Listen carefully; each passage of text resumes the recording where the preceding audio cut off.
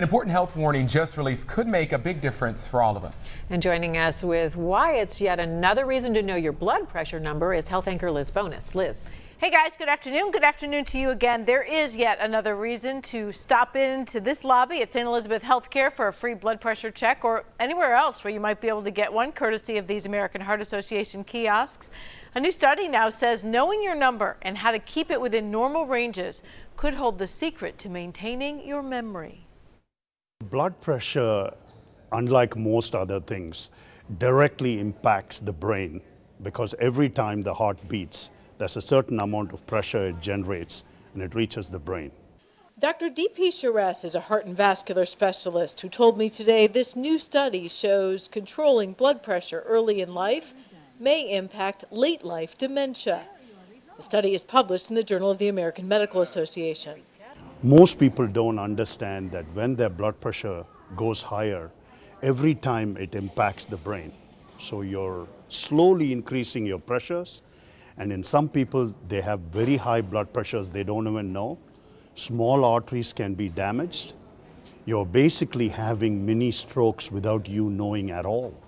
The brain, it appears, is very responsive to blood pressure in a number of ways. This study compared adults with normal blood pressure in mid and late life to those with high blood pressure in these years. They were more likely to develop dementia, which can lead to memory problems. But what's interesting is that only those who had high blood pressure early in life and low blood pressure later in life had higher odds for what's called mild cognitive impairment. So what makes the biggest difference, he says, is bringing those numbers not just down, but keeping them down. The consistency could actually change that process in the brain and lower your future risk of dementia.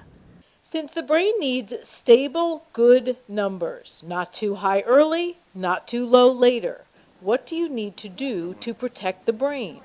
Anytime you see a doctor, any healthcare provider, when you walk into an office, when they check your blood pressure, ask them. Ask them what the number is. The closer it is to 120/80, the better it is you are. Those numbers were lowered not too long ago by the American Heart Association, so a whole bunch of people that didn't have high blood pressure before now, you're maybe borderline, if there is such a thing. So getting it down to those numbers, critical for life. And one of the things that's really important is that we look at Alzheimer's now as someone being diagnosed every 66 seconds, or dementia, or cognitive problems.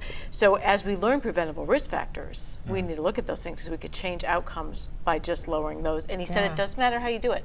Lifestyle, weight loss, medications, any way you do it and get it down will make a difference. That's the thing about blood pressure, and you can manage it a little bit. Like some things, diseases you can't. But you can. Yep, you can live with it for life, and even living with it, as you say, on some medication or something because you can't bring it down on your own is still better than letting it stay high.